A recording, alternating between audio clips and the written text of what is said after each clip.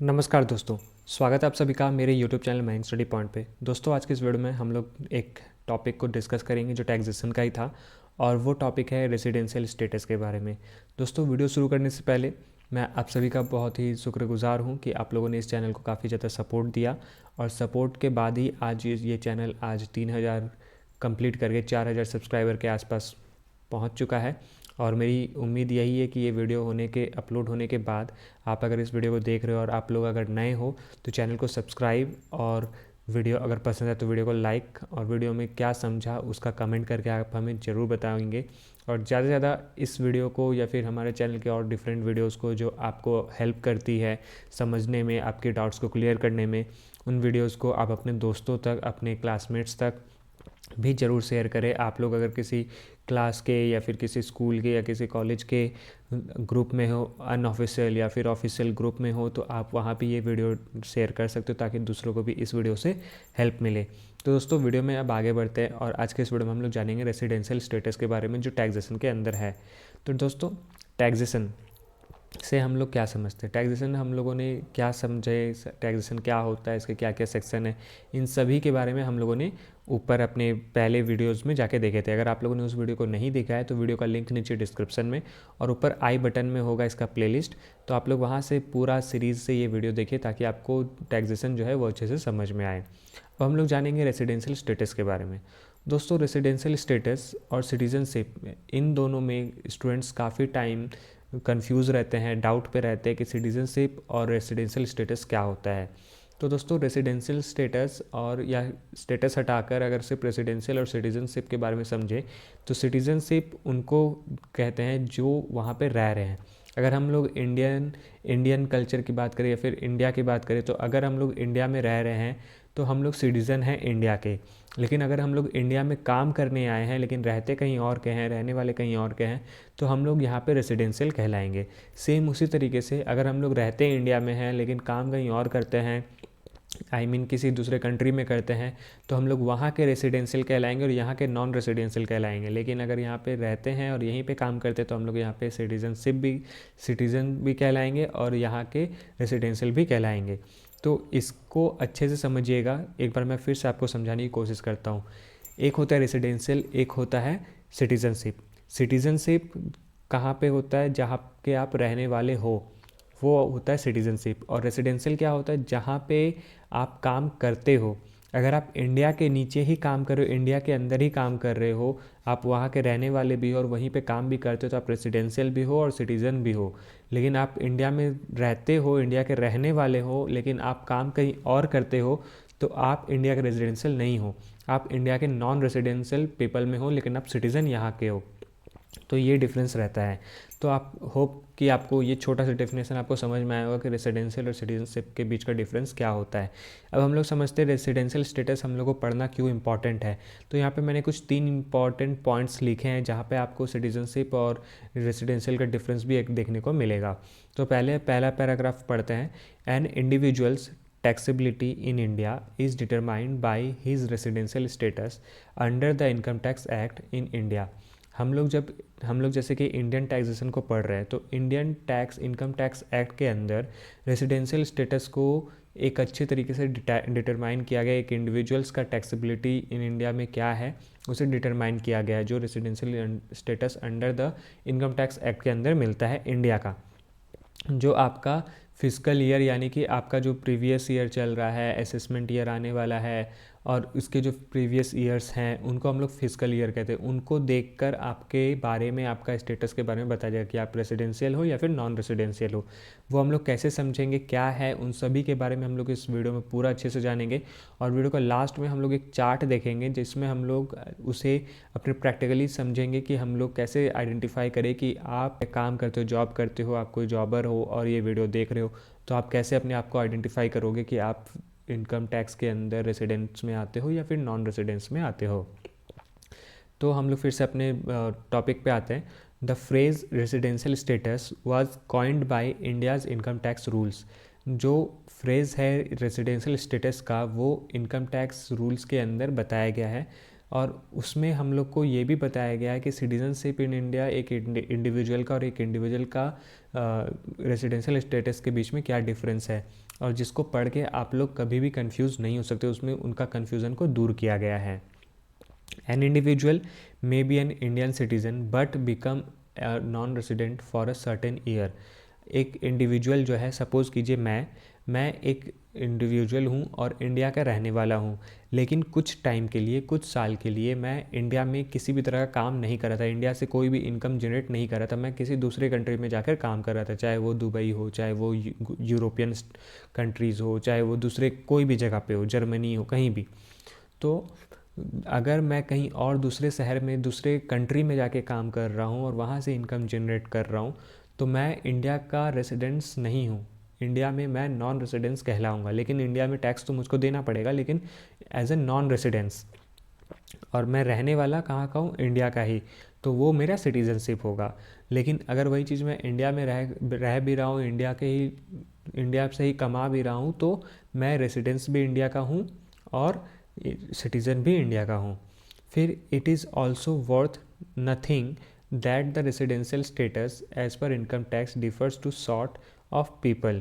लेकिन ये सभी लोगों के लिए वर्थ नहीं होता जो दूसरे किसी कंट्री से या किसी कॉरपोरेशन या फिर किसी कंपनी जो दूसरे किसी कंट्री में है, वहाँ से इनकम जनरेट कर रहे और इंडिया में आके रह रहे हैं, तो उनके लिए भी ये चीज़ मायने नहीं रखता, उनका भी रेसिडेंशियल स्टेटस दूसरा ही होता है, क्योंकि इसके अंदर कुछ लॉज होते हैं, कुछ टाइम पीरियड्स होता है जिनको हम लोग को देखकर अप्लाई करना होता है, और उसके बाद हम लोग उसे डिसाइड करते हैं कि ये आप रेसिडेंशियल हो या नहीं हो। तो होप आपको ये 3 पॉइंट्स आपको अच्छे से समझ में आई होगी। घबराइएगा मत, वीडियो का अगर पेज चेंज भी हो जाए, क्योंकि आपको इसका पीडीएफ जो है नीचे डिस्क्रिप्शन में मिलेगा, आप लोग इसका डिस्क्रिप्शन ज़रूर चेक कीजिएगा, वहाँ पे आपको एक पीडीएफ नोट मिलेगा, इस चैनल का, इस सब्जेक्ट का प्लेलिस्ट आपको मिलेगा, जहाँ से आप लोग अपनी पढ़ाई को कंटिन्यू कर सकते हो और अच्छे से स्टार्टिंग से समझ सकते हो। अब हम लोग क्लासिफिकेशन समझते हैं कि इनका क्लासिफिकेशन हम लोग करना चाहे तो कैसे करेंगे। इंडियन टैक्स के अंदर, इंडियन इनकम टैक्स के अंदर किस तरीके से बताया गया है। Income tax law has divided the residence status of an individual in India into 3 categories. Income tax law ने रेसिडेंशियल स्टेटस को 3 डिफरेंट तरीक़ों में बांटा है, 3 डिफरेंट कैटेगरीज में एक इंडिविजुअल को। अब यहाँ पे इंडिविजुअल, काफ़ी टाइम पे आपका सवाल ये रहेगा कि इंडिविजुअल या क्या सिर्फ मैं रहूँगा, तो नहीं। इंडिविजुअल का मतलब ये नहीं होता कि सिर्फ आप हो, इंडिविजुअल में हर कोई आएगा, चाहे वो फर्म हो, चाहे वो एओए हो, चाहे वो एचयूएफ हो, चाहे वो कोई इंडिविजुअल हो, चाहे वो एओपी हो, चाहे वो बीओआई हो, चाहे वो कोई कंपनी हो, हर कोई इंडिविजुअल के दायरे में आके खड़ा होता है। ठीक है, अब इन्हें हम लोग 3 कैटेगरीज में बांटे हैं, जिनमें उनका लेंथ, उनका टाइम सब कुछ डिवाइड किया गया है, वो कितने टाइम इंडिया में रहे हैं, कितने टाइम इंडिया पे नहीं रहे हैं। एज ए एग्ज़ाम्पल अगर मैं ये देखूं कि एक कोई लड़की है, XYZ कोई लड़की है, वो इंडिया की रहने वाली है, लेकिन उसका रेसिडेंशियल स्टेटस जो है physical, as per the physical year, यानी कि प्रीवियस ईयर के टाइम पे वो किसी दूसरे जगह की थी, मतलब कहीं दूसरे किसी कंपनी में, कहीं दूसरे कंट्री में काम कर रही थी, लेकिन वो रहने वाली इंडिया की है, तो क्या वो रेसिडेंशियल कहलाएगी? नहीं, वो रेसिडेंशियल नहीं कहलाएगी, क्योंकि as per previous year of income tax report she is not belonging from India और not in getting income, generating income from India. So इसको हम लोग किस तरीके से आइडेंटिफाई करें, तो इसके लिए आइडेंटिफाई करने के लिए हम लोगों ने, इनकम टैक्स लॉ ने 3 कैटेगरीज को क्लासिफाई किया रेसिडेंशियल स्टेटस के। रेसिडेंट, ROR जिसे कहते हैं, resident but not ordinary resident, RNOR, और not resident. Resident but not ordinary resident और नॉन रेसिडेंट में क्या डिफरेंस है, इसके कितने पॉइंट्स के होते हैं, इसके कितने टाइप्स होते हैं, ये सभी चीज़ हम लोग आगे वीडियो में जानेंगे। और इसको ही हम लोग समझेंगे कि रेसिडेंट को समझने के लिए वो आदमी रेसिडेंस है या नहीं है, यही समझने के लिए हम लोग एक फ़िल्टर का यूज़ करते हैं। हम लोग आई मीन इनकम टैक्स एक फ़िल्टर का यूज़ करता है। जैसे कि दोस्तों यहाँ पे मैं, आप सब ये सोच रहे होंगे कि मैं हम लोग क्यों बोल रहे हैं, तो आप लोग हमारे प्रीवियस वीडियो देखते हो, और आप लोग अगर मेरे प्रीवियस वीडियो के कंटिन्यू स्टूडेंट्स हो तो आपको पता होगा कि मैंने आपको स्टार्टिंग में ही बताया था कि जब हम लोग इनकम टैक्स लॉ पढ़ेंगे तो हम लोग अपने आप को इनकम टैक्स डिपार्टमेंट का ऑफिसर समझ के ही पढ़ेंगे, तभी हमें समझ में आएगा। तो यहाँ पे रेसिडेंट कैसे हम लोग फ़िल्टर करेंगे, नॉन रेसिडेंट और resident but not ordinary resident कैसे फ़िल्टर करेंगे और नॉन रेसिडेंट कैसे फ़िल्टर करेंगे, ये समझते हैं। तो उसके लिए हम लोग सबसे पहले रेसिडेंशियल स्टेटस के जो मैंने आपको बताया टाइप्स, उन टाइप्स को समझते हैं। तो रेसिडेंशियल स्टेटस के नीचे आ जाते हैं रेसिडेंट और नॉन रेसिडेंट। रेसिडेंट के नीचे आ जाते हैं ऑर्डिनरी और नॉन ऑर्डिनरी, और नॉन रेसिडेंट के नीचे आ जाते हैं इंडिविजुअल या फिर HUF। लेकिन ऑर्डिनरी के अंदर अगर हम लोग देखते हैं तो वहाँ पे individual, HUF, AOP, BOI, firm and company, ये सभी चीज़ें आ जाती है, मतलब कि सभी इंडिविजुअल आ जा रहे हैं। वहीं नॉट ऑर्डिनरी रेसिडेंट में क्या होता है, इंडिविजुअल और HUF, सिर्फ यही दो लोग को हम लोग देखते हैं और बाकी किसी को नहीं देखते हैं। तो हम लोग का सारा जो फोकस होता है, हम लोग जब इनकम टैक्स लॉ को बहुत अच्छे डीप में समझेंगे तो हम लोग का जो सबसे ज़्यादा फोकस होगा वो ऑर्डिनरी के अंदर होगा, जो जहाँ पे हम लोग सभी कैटेगरीज़ के सभी इंडिविजुअल्स को हम लोग देखते हैं और कैलकुलेट करते हैं, उनको आइडेंटिफाई करते हैं। तो ये कुछ कैटेगरीज़ थे। अब हम लोग ऑर्डिनरी रेसिडेंट क्या होता है ये समझते हैं, जो सेक्शन 6 के अंदर मिलता है। सेक्शन 6 क्लॉज 1 में इंडिविजुअल को डिफाइन भी किया गया है, तो हम लोग पहले उसे समझते हैं। The individuals are determined to be resident of under section 6 clause 1 of the income tax act. Individual are deemed to be resident, यानी कि उस इंडिविजुअल्स को ऑर्डिनरी रेसिडेंट में ये बताया गया कि जो लोग, जो इंडिविजुअल इन सभी कैटेगरी के अंदर आते हैं, जो रहते भी यहाँ पे हैं और इनकम भी यहाँ पे जनरेट करते हैं, उन इंडिविजुअल्स को अंडर सेक्शन 6 क्लॉज 1 में इनकम टैक्स एक्ट के अंदर बताया गया है, डिटरमाइन किया गया है कि if they meet the following condition, अगर वो कुछ कंडीशंस को मीट करते हैं, मतलब कनेक्ट करते हैं, अगर उनमें कोई कंडीशन जो हम लोग इनकम टैक्स एक्ट लगा रहे हैं वो कंडीशंस अगर उन पे मैच करते हैं तो वो ऑर्डिनरी रेसिडेंट हैं, और अगर नहीं मैच करेंगे तो वो नहीं है। तो वो एग्जाम्पल एक सिनारियो के बेस पे हम लोग समझते हैं। If he or she stays in India for 182 days or more in a physical year, अगर कोई कंपनी या फिर कोई इंडिविजुअल अपने इनकम के टाइम पे प्रीवियस ईयर में, अपने प्रीवियस ईयर के किसी भी टाइम पे फिजिकल ईयर में 182 डेज़ अगर वो इंडिया में रहा है, यानी कि ऐसा नहीं होता कि आपको कंटिन्यू 182 डेज़ रहना है, आप ऐसा भी रह सकते हैं आज एक दिन रहे, 3 दिन तक कहीं और रहे, फिर कुछ दिन बाद यहाँ पे 1 महीने तक रहे, फिर चले गए, फिर आ गए, फिर चले गए, फिर आ गए, ये भी हो सकता है। तो अगर आप अपने फिजिकल ईयर में यानी कि प्रीवियस ईयर्स में 182 डेज़ या फिर उससे ज़्यादा अगर रहते हो तो आप ऑर्डिनरी रेसिडेंट कहलाओगे। लेकिन इसके बाद भी ऐसा है कि अगर इन समहाउ केसेस अगर आप 182 डेज़ कंप्लीट नहीं कर पा रहे हो अपने फिजिकल ईयर में, लेकिन आप इंडिया में 60 डेज़ भी अगर रह रहे हो और वहाँ से इनकम इंडिया के लिए जनरेट कर रहे हो, इंडिया का काम करके या फिर इंडिया में रह के अपने लिए इनकम जनरेट कर रहे हो, तो भी आप ऑर्डिनरी रेसिडेंट कहलाओगे। और साथ में ये भी है कि if he she stays in India for 365 days or more in the 4 years immediately before the previous year and comes under ordinary resident in income tax. और ये भी अब कहा गया है, और ये भी हम लोग इस तरीके से भी हम लोग समझ सकते हैं ऑर्डिनरी रेसिडेंट के अंदर, कि अगर प्रीवियस ईयर छोड़कर, यानी कि अभी चल रहा है करेंट ईयर, मतलब कि फिनेंशियल ईयर के आगे आने वाला जो हम लोग अब आगे जो करने वाले वो होता है असेसमेंट ईयर, और इसके प्रेजेंट ईयर के यानी कि फिनेंशियल ईयर के पीछे जो था, मतलब कि सपोज़ कीजिए कि हम लोग अगर अभी जो असेसमेंट ईयर आएगा वो चलेगा 23-24, ठीक है, अभी चल रहा है 23-24, लेकिन इसके पहले जो था वो था 22-23। अब 22-23 जो हमारा था वो प्रीवियस ईयर था। अब उसके पीछे जो 21-22 था और जो 20-21 था, ये सारे ईयर जो होते हैं वो फिजिकल ईयर है।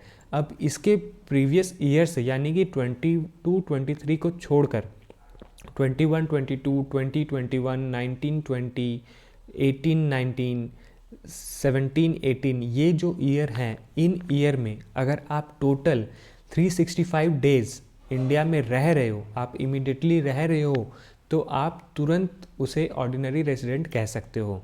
वो एक ऑर्डिनरी रेसिडेंट है। अगर वो प्रीवियस ईयर छोड़ने के बाद बाकी जो भी उसके प्रीवियस ईयर्स हैं उनको कैलकुलेट करके, उनके डेज ऑफ लिविंग कैलकुलेट करके, आप अगर 365 डेज़ रह रहे हो, यानी कि वो 1 साल अगर आप रह रहे हो इंडिया में, तो आप एक ऑर्डिनरी रेसिडेंट हो। तो ये सारी चीज़ें आपको एक इंडिविजुअल को डिटरमाइन करती है कि अगर वो ऐसा कर रहे हैं और ऐसा है उनका प्रीवियस और फिजिकल ईयर में डेटा, तो वो एक ऑर्डिनरी रेसिडेंट है।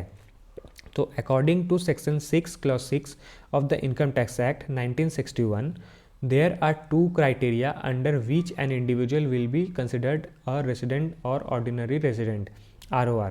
According to section 6 clause 6 के अंदर इनकम टैक्स एक्ट 1961 में ये बताया गया है कि वहाँ पे 2 क्राइटेरिया है जो एक इंडिविजुअल को कंसिडर कर सकता है कि वो रेसिडेंट और ऑर्डिनरी रेसिडेंट है एक इंडिया का। वो कैसे? If he or she spends 730 days or more in India in the last 7 years preceding the current year। अब यहाँ पे ये एक ऑप्शन क्राइटेरिया दिया गया है 6 क्लॉज 6 के अंदर कि अगर वो इंडिविजुअल, चाहे वो लड़का हो या चाहे लड़की हो, वो इंडिविजुअल अगर 730 डेज़ या उससे ज़्यादा इंडिया में रहती है अपने लास्ट 7 ईयर्स में, यानी कि लास्ट फिजिकल प्रीवियस ईयर से उसके 7 साल, पिछले 7 साल तक अगर वो कंटिन्यू 730 डेज़ रह रही है, कंटिन्यू या फिर गैप में लेकर 7 साल के अंदर अंदर वो 730 दिन रह रही है इंडिया में, तो वो ऑर्डिनरी रेसिडेंट के अंदर आएगी। तो अब हमें सेकेंड पॉइंट पे ये बताया गया है कि इफ़ और सी, यानी कि कोई इंडिविजुअल अगर वो रेसिडेंट है इंडिया का, तो उसके फिजिकल ईयर में वो कम से कम 2 से 10 दिन अगर वो रहता है फिजिकल ईयर, यानी कि करंट ईयर से पहले। अभी जो अगर हम लोग देखें 23-24 असेसमेंट ईयर चल रहा है, यानी कि ये करंट ईयर चल रहा है, तो इस करंट ईयर से पहले प्रीवियस ईयर आता है, प्रीवियस ईयर से पहले फिजिकल ईयर्स आते हैं।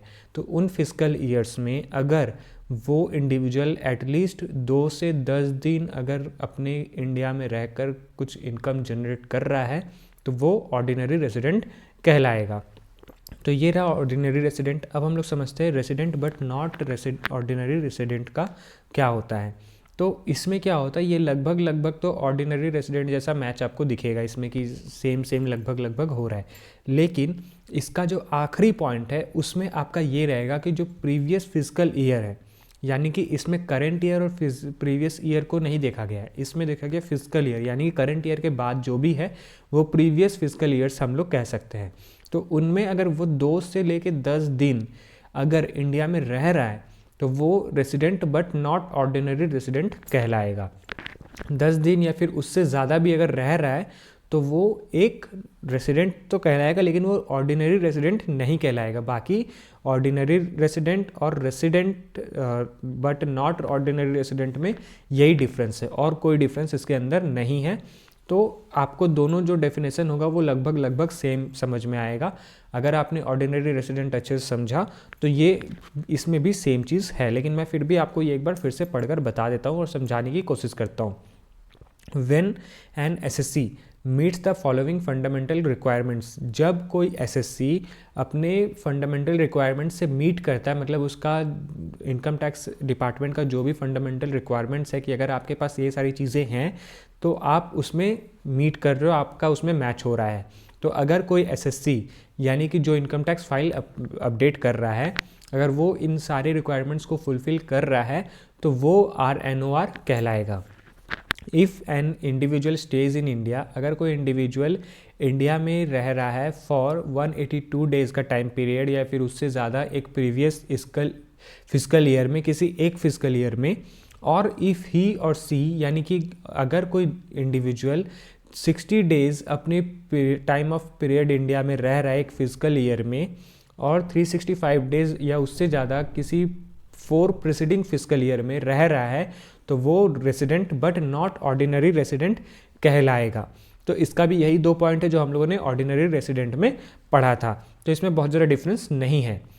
अब हम लोग नॉट रेसिडेंट का बात करते हैं। तो नॉन रेसिडेंट का यहाँ पे सिंपल सा क्राइटेरिया है। नॉट रेसिडेंट का आपको डेफिनेशन बताने की ज़रूरत नहीं, क्योंकि आपको डेफिनेशन तो इसके बारे में पता है कि नॉट रेसिडेंट वही है जो इंडिया का नहीं है, मतलब इंडिया में रहकर वो काम नहीं कर रहा है। इंडिया का है लेकिन इंडिया में रहकर वो काम नहीं कर रहा है। काफ़ी लोगों के आपके फैमिली में होंगे, या फिर आपके कोई फ्रेंड के जान पहचान के होंगे, या फिर आपका कोई फ्रेंड होगा, या आप खुद होंगे, जहाँ पे आपको ये पता होगा कि आप इंडियन तो है लेकिन आप इंडिया में रह नहीं रहे, आप इंडिया से बाहर रह रहे कहीं पे, और आप इंडिया से बाहर रह के इंडिया में पैसे अपने कमा कर भेज रहे हैं, तो वो एक नॉन रेसिडेंट आप कहलाओगे। आप इंडिया में इंडिया के रहने वाले हो लेकिन इंडिया में रहते नहीं हो। तो उसके लिए क्या क्या क्राइटेरियाज है फिल करने का? Income tax. An individual will be eligible for non resident status if he or she meets the following criteria. अगर वो इंडिविजुअल, चाहे वो HUF हो चाहे वो इंडिविजुअल हो, अगर वो ये कुछ क्राइटेरिया को फुलफ़िल करता है तो वो इंडिया में नॉन रेसिडेंट अपना इनकम टैक्स फाइल कर सकता है। वो क्या 3 पॉइंट्स है? If an individual spends less than 181 days in India with in a physical year. अगर आप यानी कोई इंडिविजुअल कोई 181 डेज अपने फिजिकल ईयर में, किसी भी एक फिजिकल ईयर में 181 डेज या उससे कम अगर स्पेंड करता है इंडिया में टाइम, तो वो नॉन रेसिडेंट कहलाएगा। दूसरा, if an individual stays in India for no more than 60 days. अगर कोई इंडिविजुअल, आप या फिर आप में से कोई एक या फिर कोई ऐसा बंदा जो 60 डेज से कम अपने फिजिकल ईयर में दिख रहा है, रह रहा है कि इंडिया में है, लेकिन वो 59 डेज़ के लिए रह गया, 58 डेज़ के लिए रह गया, या फिर 60 डेज़ तो वो था लेकिन वो टाइम दूसरे टाइम जोन पे चला गया, तो वो 60 डेज़ नहीं कहलाएगा। तो अगर वो इससे कम रह रहा है तो वो नॉन रेसिडेंट है।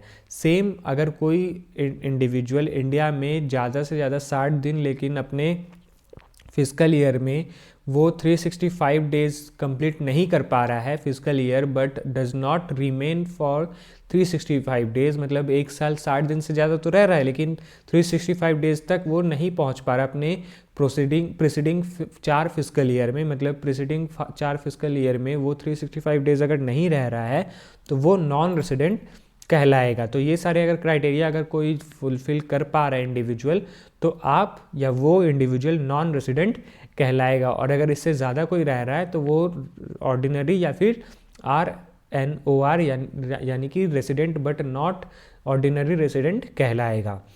ये जो हम लोग एग्जांपल देख रहे हैं यहाँ पे रेसिडेंशियल स्टेटस का, जिसका PDF का लिंक आपको नीचे डिस्क्रिप्शन में मिल जाएगा, वहाँ पे हम लोग को ये चार्ट देखने को मिलेगा। ये चार्ट में हम लोग अपने एग्जांपल्स के थ्रू ये समझने की कोशिश करेंगे कि किस तरीके से हम लोग रेसिडेंशियल स्टेटस को समझें कि किसी इंडिविजुअल का रेसिडेंशियल स्टेटस क्या होगा।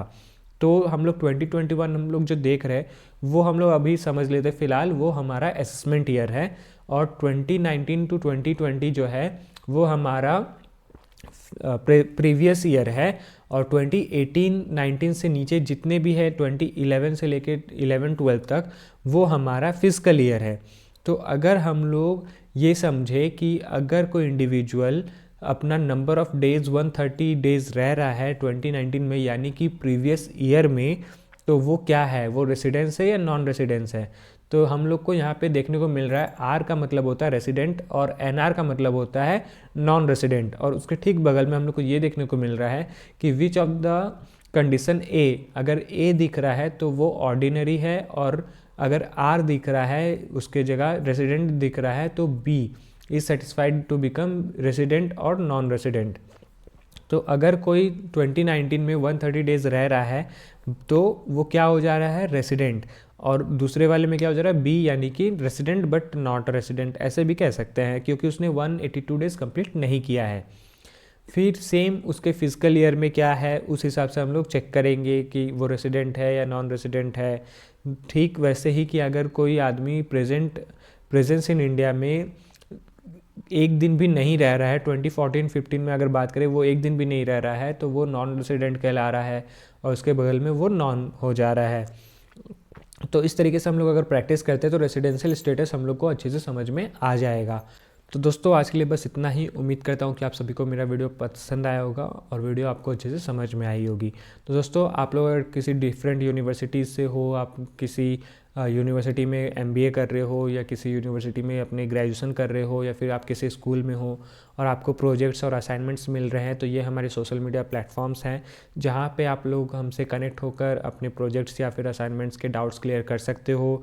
और अगर आपको बाई चार्ज देकर आपको अगर किसी तरह का प्रोजेक्ट असाइनमेंट बनाना हो तो आप हम लोग से कनेक्ट कर सकते हो। हमारी टीम आपको ज़रूर से ज़रूर मदद करेगी आपके प्रोजेक्ट आपके असाइनमेंट्स को कंप्लीट करने में।